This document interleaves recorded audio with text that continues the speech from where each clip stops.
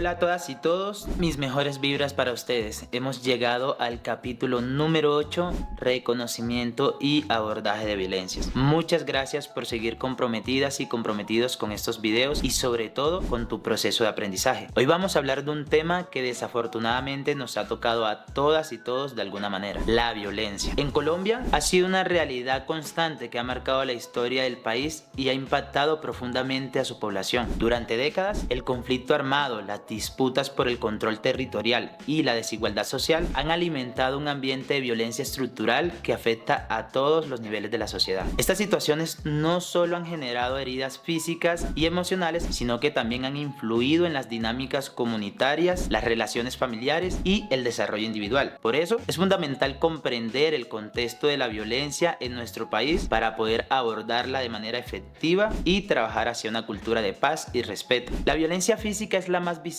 pero existen otras formas de violencia igualmente destructivas que a menudo permanecen invisibles. La violencia psicológica, la violencia verbal, la violencia económica y la violencia simbólica son solo algunos ejemplos de cómo la agresión puede manifestarse de manera silenciosa pero profundamente dañina. Es esencial que como facilitadores comprendamos estas diversas manifestaciones de violencia y estemos preparadas y preparados para identificar sus señales. Esto nos permite crear un entorno seguro y de confianza donde los participantes se sientan libres de compartir sus experiencias sin miedo a la revictimización ni al juicio. Además, reconocer estas formas de violencia nos ayuda a abordar las necesidades emocionales y psicológicas de los participantes de manera más efectiva, promoviendo así espacios de diálogo y sanación. Al estar informados y atentos, podemos contribuir a la construcción de comunidades más empáticas y resilientes.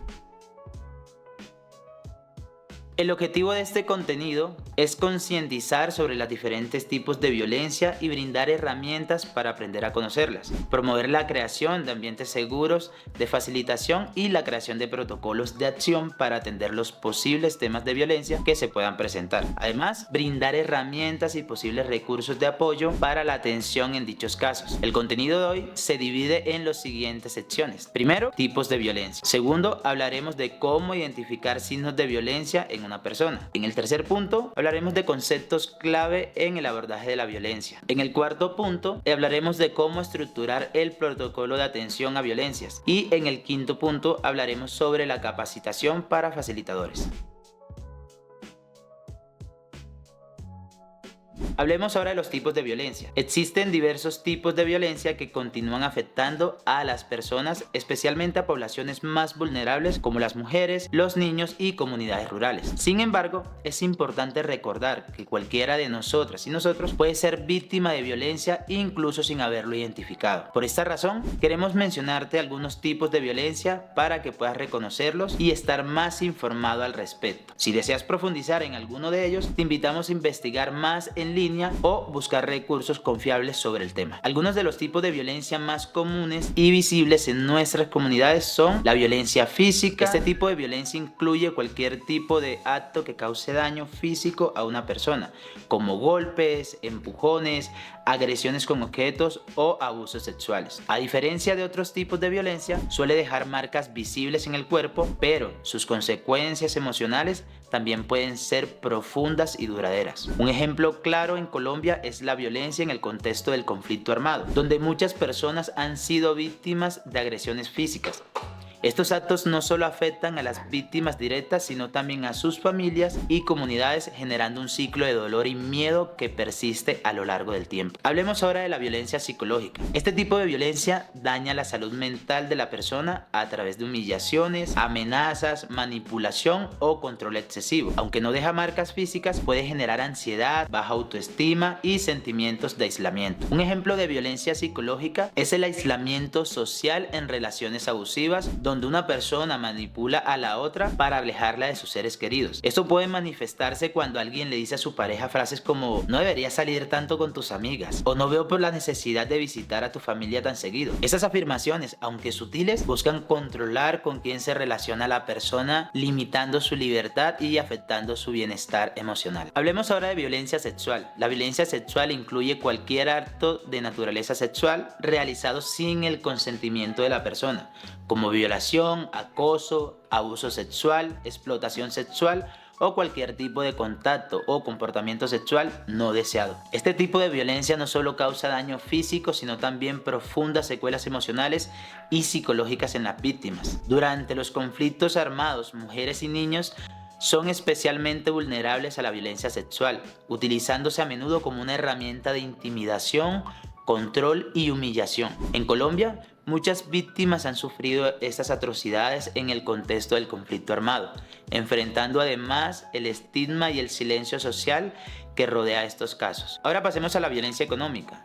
Este tipo de violencia ocurre cuando una persona controla o limita los recursos económicos de otra, afectando su independencia, su capacidad de decisión. Puede manifestarse a través del control total del dinero, la prohibición de trabajar o estudiar o la manipulación de bienes y propiedades. En el caso de la violencia doméstica, el agresor utiliza el dinero como una herramienta de poder y control. Por ejemplo, puede restringir el acceso de la víctima a sus propios ingresos o darle una cantidad mínima para cubrir sus necesidades, generando así una dependencia económica que dificulta la posibilidad de escapar de la situación de maltrato. Pasemos ahora a la violencia estructural o institucional.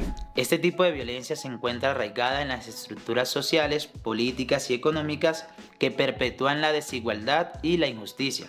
No proviene de una persona en específico, sino de instituciones y sistemas que limitan el acceso a derechos fundamentales como la educación, la salud o la justicia, afectando especialmente a grupos históricamente marginados. Hablemos de la violencia simbólica. Este tipo de violencia se manifiesta a través de representaciones culturales, ideas y prácticas sociales que legitiman y naturalizan las desigualdades. No es explícita ni física, pero influye profundamente en cómo las personas perciben su lugar en la sociedad, afectando su autoestima y sus relaciones sociales. Un ejemplo claro de la violencia simbólica se encuentra en los medios de comunicación, que a menudo perpetúan los roles estereotipados de género, al mostrar a las mujeres en posiciones subordinadas o limitadas a ciertos roles, y a los hombres como figuras de poder y autoridad. Se refuerzan estructuras de desigualdad que afectan la forma en que se valora y se trata a cada género. Esta forma de violencia es sutil, pero su impacto es significativo y difícil de cuestionar, precisamente porque se encuentra normalizada en la cultura. La violencia de género.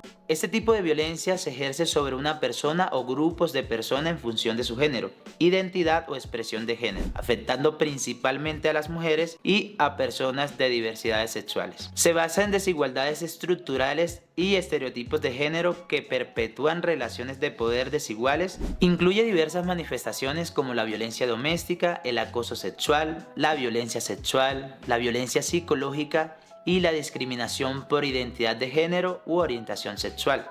En Colombia, las mujeres y las personas de diversidad de género enfrentan altos niveles de violencia de género tanto en espacios públicos como privados debido a normas sociales machistas y prejuiciosas profundamente arraigadas. Hablemos ahora de violencia política. Este tipo de violencia surge en el contexto de disputas de poder político y se utiliza como una herramienta para intimidar, controlar o silenciar a grupos o individuos con opiniones políticas contrarias. Se manifiesta a través de represión, persecución, amenazas, censura e incluso violencia física.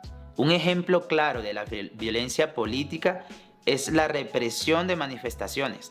En Colombia, las protestas sociales han sido históricamente enfrentadas con uso excesivo de la fuerza pública por parte de actores estatales o grupos armados, afectando la libertad de expresión y el derecho a la protesta pacífica. Pasemos ahora a la violencia social. Esta forma de violencia se origina en factores estructurales como la pobreza, la desigualdad, el narcotráfico y el crimen organizado. Surge en contextos donde el acceso limitado a recursos básicos, la inclusión social y la falta de oportunidades generan un ambiente de tensión y conflicto. Un ejemplo claro de la violencia social es la violencia de pandillas, un fenómeno recurrente en muchas ciudades de Colombia. Reconocer las señales que una persona está viviendo violencia es fundamental para poder ofrecer apoyo. Algunas señales comunes incluyen cambios en el comportamiento. Una persona puede volverse más retraída o temerosa. Señales no verbales, evitar el contacto visual o mostrar incomodidad física. Respuestas evasivas, cambiar de tema rápidamente o dar respuestas vagas cuando se tocan temas sensibles, aislamiento social, se aleja de amistades y familiares o tiene restricciones estrictas sobre con quién puede hablar o salir, indicaciones físicas, moretones, cicatrices o signos de agotamiento extremo. Es crucial acercarse de manera empática y buscar los recursos adecuados para ayudar a la persona afectada. La intervención temprana y el apoyo adecuado pueden hacer una gran diferencia en la vida de quienes sufren violencia. Justificación o minimización de la violencia. Habla de su pareja o agresor con miedo o justifica comportamientos abusivos como si fueran su culpa. Conceptos claves en el abordaje de la violencia. La sororidad y la camaradería son conceptos claves en el abordaje de la violencia. La sororidad es un principio de solidaridad y apoyo entre mujeres, basado en la experiencia compartida de opresión y discriminación de género. Camaradería se refiere al cuidado y la solidaridad fraternal entre hombres, quienes también deben cuestionar y transformar actitudes que perpetúan la violencia. Tanto la sororidad como la camaradería son esenciales para crear comunidades más justas y seguras. Nos invitan a reconocer nuestras experiencias individuales, pero también a trabajar colectivamente en la transformación social. Recordemos que el cambio empieza por nosotros mismos y que juntos podemos construir espacios libres de violencia. Bien, ahora aprenderemos cómo estructurar un protocolo para la atención en casos de violencia. Cada intervención o programa debe contar con un protocolo de atención en casos de violencia, cuyo objetivo es ofrecer una respuesta estructurada y eficiente que garantice el bienestar y la protección de las víctimas. Para lograrlo, el protocolo debe incluir rutas de atención claras, indicando a quién acudir, los pasos a seguir y los tiempos de respuesta en caso de presentarse una situación de violencia. También debe proporcionar información sobre recursos disponibles como redes de apoyo, servicios de atención en psicología, asesoría legal y acompañamiento social. Además, es fundamental que contemple procedimientos específicos para cada tipo de violencia, ya sea física, psicológica, económica o cualquier otra manifestación, especificando acciones diferenciadas según la situación. Todo el personal, incluyendo los facilitadores, debe estar capacitado en la implementación del protocolo, sabiendo cómo actuar sin revictimizar y garantizando la confidencialidad y seguridad de las víctimas. Es importante recordar que cuando vayas a hacer una facilitación de un programa de intervención o proyecto, siempre solicites que te entreguen el protocolo de capacitación. Esto te permitirá actuar de manera responsable y efectiva, protegiendo tanto a los participantes como a ti mismo. Contar con un protocolo bien estructurado no solo ayuda a brindar una respuesta oportuna, sino que también fomenta un entorno de confianza y seguridad en las actividades que desarrollamos. Recuerda siempre estar informado y preparada para actuar con empatía y profesionalismo. Pasemos ahora al protocolo diferencial de atención, violencia física y psicológica. Proporcionar atención médica y psicológica inmediata. Violencia sexual. En casos de violencia sexual es fundamental asegurar atención médica y psicológica de urgencia para garantizar la integridad física y emocional de la víctima. Es crucial ofrecer información clara sobre las opciones de denuncia sin presionar ni obligar a la persona a tomar una decisión. El objetivo es respetar su autonomía y brindarle el apoyo necesario para que pueda decidir libremente cómo proceder. Pasemos ahora a la violencia económica. Ofrecer asesoría en derechos económicos y opciones de apoyo financiero, como el acceso a oportunidades de financiación en microproyectos de microempresas. Violencia estructural. Ofrecer asesoría sobre acceso a servicios básicos y proporcionar apoyo continuo. Capacitación para facilitadores. Es esencial que los facilitadores no solo conozcan las señales de violencia, sino que también reciban formación continua en temas como violencia basada en género, que es comprender las dinámicas de poder y cómo se manifiestan en diferentes contextos. Derechos humanos, conocer los derechos fundamentales de las personas y cómo promoverlos y defenderlos.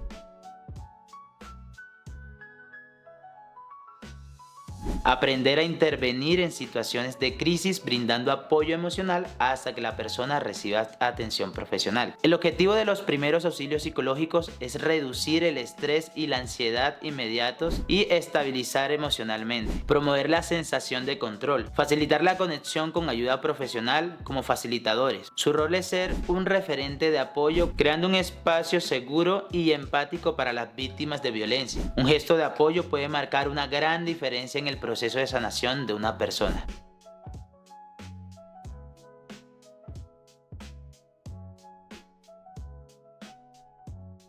A lo largo de este capítulo hemos explorado las diferentes formas de violencia que enfrentan a nuestras comunidades, cómo reconocer sus señales y la importancia de un protocolo de atención adecuado. Como facilitadores, tenemos la responsabilidad de crear un entorno seguro y empático, ofreciendo apoyo y recursos a quienes lo necesiten. Hey, gracias por el compromiso y la dedicación para transformar nuestras comunidades en lugares más justos y seguros. Juntos podemos hacer la diferencia y construir un futuro libre de violencia. En nuestro próximo capítulo ampliaremos más a fondo la violencia de género. Abordaremos sus distintas formas y cómo identificarlas.